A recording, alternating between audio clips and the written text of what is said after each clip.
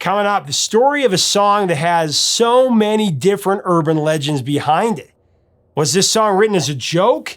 Or was it written to test out a drum machine?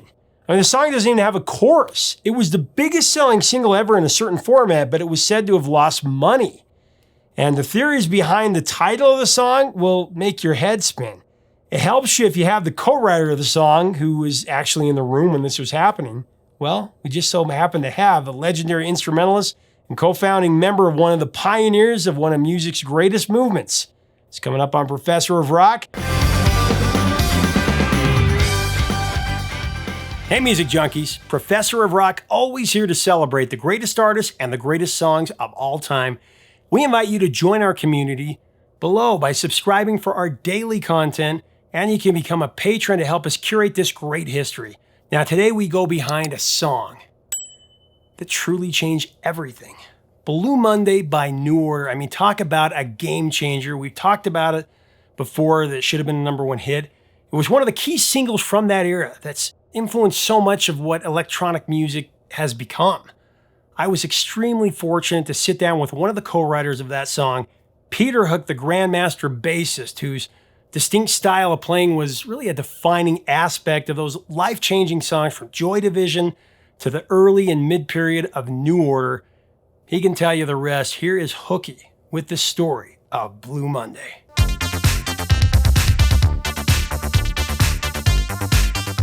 Blue Monday, biggest selling 12-inch single of all time. The title, always heard it came from Breakfast of Champions.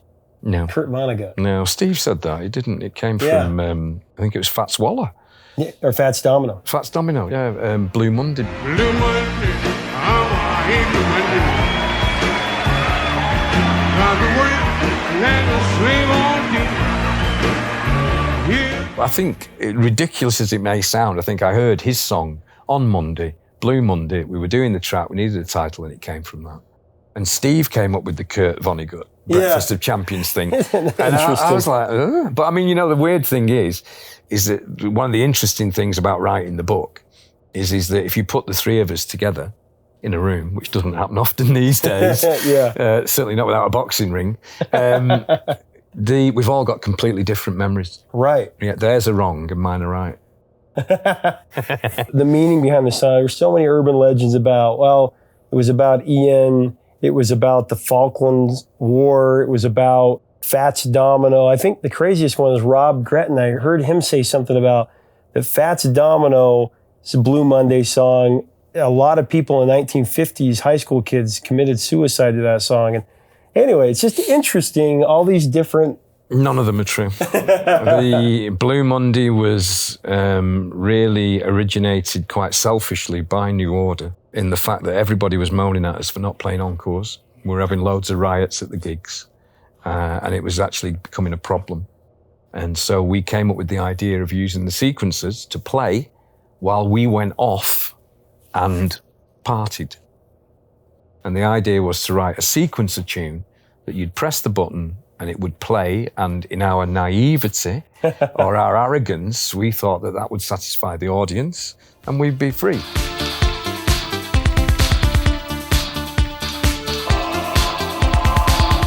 Encores are very interesting. I'm actually enjoying not playing an encore again because we're doing the two Substance albums. We couldn't do it on the others. But we used to play, when we played Unknown Pleasure and Closer, it was nice to be able to come on and do Transmission, Love Will Tear Us Apart these days as your encore. Because this album, those singles aren't on the album, so it got it out of it. But I did agree, and we all did agree, that in a very crude fashion, it would be like climaxing and then going back.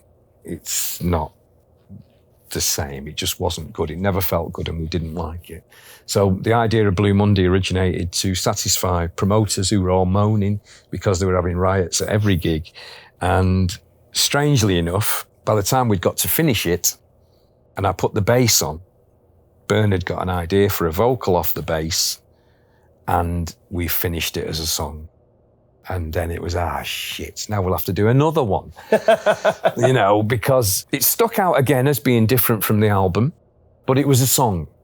You know, I never thought it was one of our greatest songs. I thought Thieves Like Us was a much better song. Great song.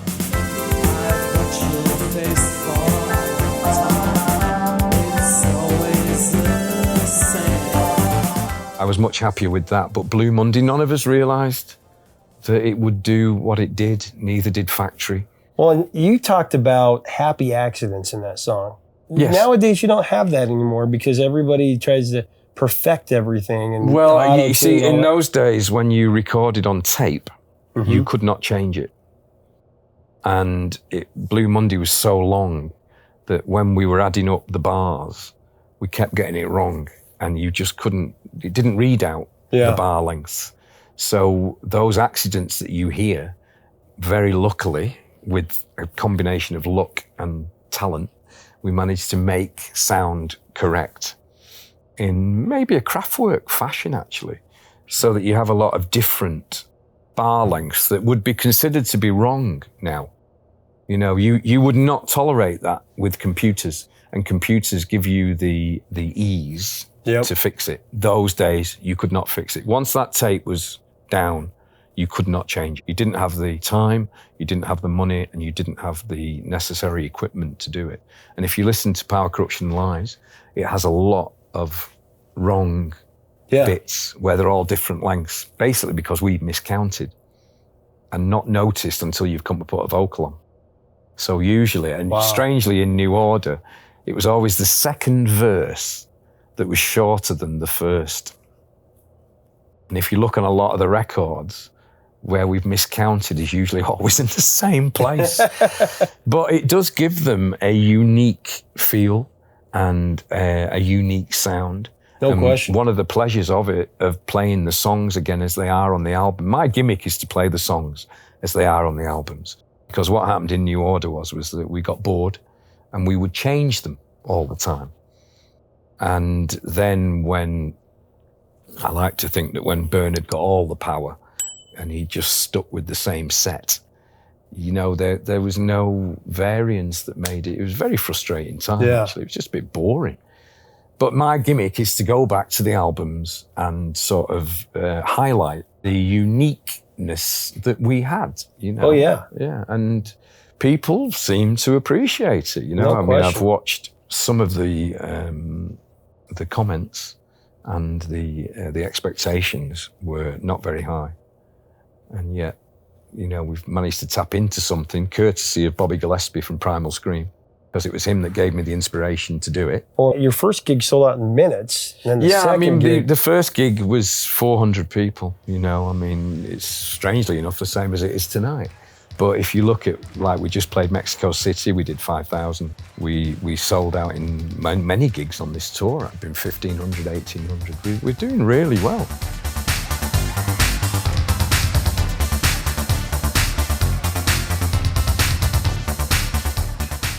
My only guilt now is not writing new music. I should be writing more new music. But saying that, I've just had a hit record in France. I played bass with a group called the Illuminianas, and I had a hit with it in France. I've also got a track that's gone up for Train Spotting 2 with Rusty Egan out of the Rich Kids. I've also been asked this week to work with Wolfgang Fleur out of Kraftwerk. Oh, wow. So, yeah, I'm getting my shots. You know, I'm getting the shots in the arm that keep you going. But I must admit that I am really enjoying playing our music. Well, speaking of Kraftwerk, I always read that Blue Monday was influenced by 4 songs, and one of them was Uranium, the long keyboard pad intro. Yeah. And then the bass part, is it true that Sylvester, You Make Me Feel Mighty Real? Yep. And then... drums with Donna Summer. Donna Summer, Our Love. And then the arrangement, kind of Dirty Talk, right? Yes.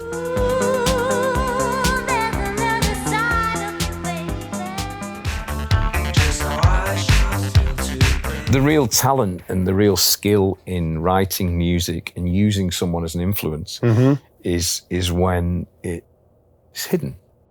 You know, and New Order were very, very good at taking influences, using them as inspiration, and then hiding them.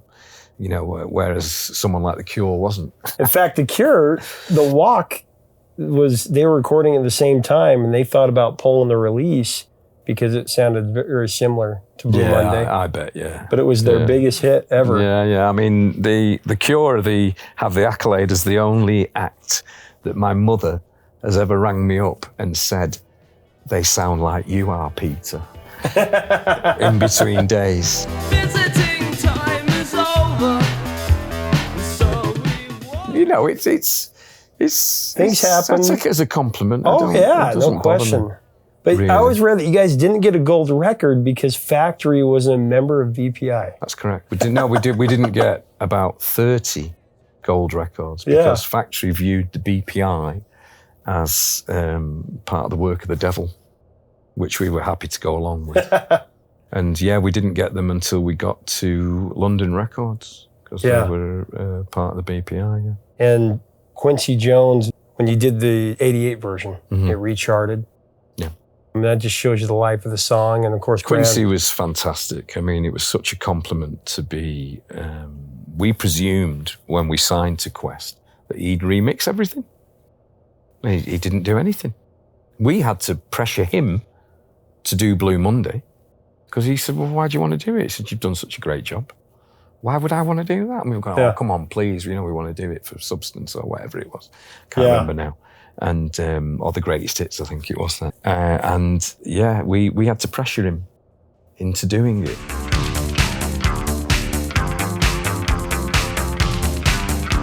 He was such a lovely, lovely man. He always still, even now, I get a birthday card and a Christmas card off Quincy Jones every year. And I never send him one, but he always sends me one. And it always makes me smile, you know, whenever I get it. It's, he's such a lovely, lovely, unaffected, genuine person. And, you know, there aren't many, sadly to say, in this business that are as nice as he is. And I suppose we do have to thank Tom Atencio, our American manager, for introducing us and pulling off that deal, which was a very unusual deal. You know, I detailed it in the New Order book, was that we only signed for one record. And the next record was on an option at our, you know, bequest. Quest, no pun intended. And yeah, it was a really unusual deal, but Quincy was one of the only ones that would go for it.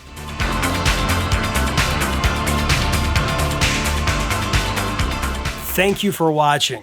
Leave us a comment about this blazing electronic masterpiece.